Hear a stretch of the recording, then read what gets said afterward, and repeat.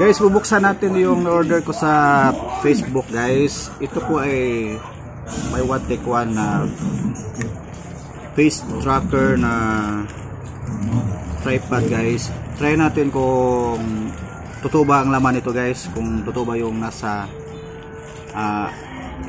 advertisement, guys. Sana po hindi fake itong natanggap kong produkto, guys. Okay.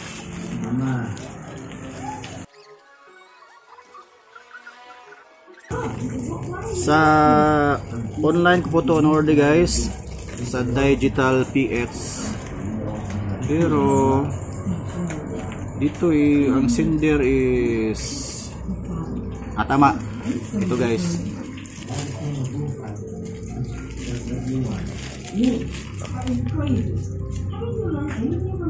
Digital PH, guys. Ito tama, guys. So tingnan natin. From Digital PH, guys, buy one take one face tracker.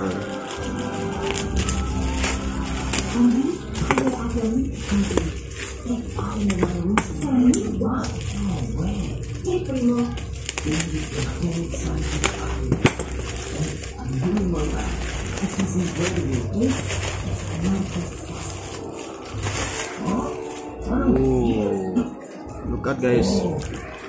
Sana hindi na damage, guys.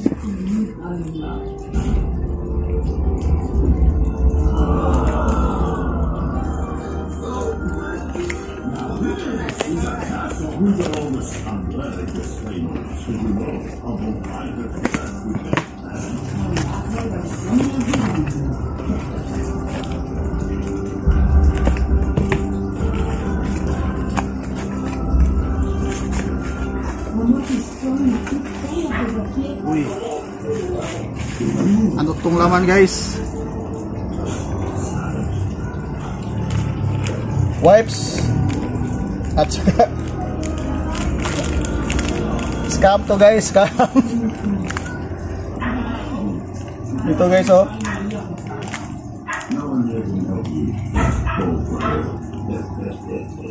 Wipes. Ang laman, guys. Wipes.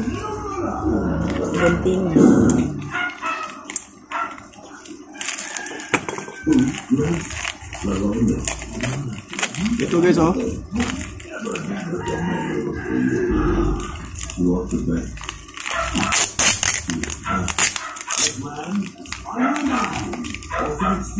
So, totoo pala yung sinabi ng rider. Totoo pala yung sinabi ng riders, guys, na Scam. alanganin siya na parang scam.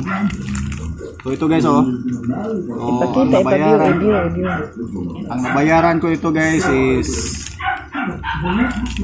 899. So baling round up pa rin na 900. Ito, guys, oh. So Digital PH, pick kayo, pick, oh.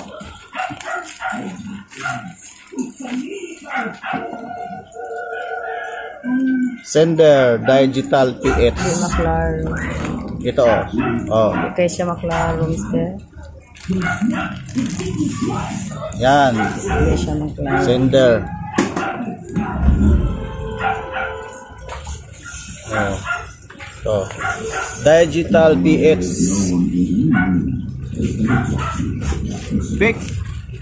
Pick po yung produkto na natanggap ko, guys. At listener na rin. Sige, ipopost ko to para makita sa review at para aware din ang lahat na makikita itong video na to na hindi basta-basta magtiwala sa mga online na order. Sa Facebook to, guys, sa Facebook. Advertisement to sa Facebook. Digital PH yung shop, guys. Okay? Ano to? I-open ko na. Para limpium na sa mga utensils. Cleaner Beauty, o para panghugas, panglinis ng mga utensils. Oh, ito. Panlinis ng mga utensils. At saka wipes. Ito wipes. Oh. Okay? Ito guys po yung receipt ng order ko guys. Tingnan, Digital PH. Huwag kayong mag-order dito guys sa shop nito. Kasi scam to guys, scammer to guys. Digital PH. Mga walang hiya kayo. Oh. Tingnan nyo guys. Take note guys, Digital PH, scammer na shop to guys.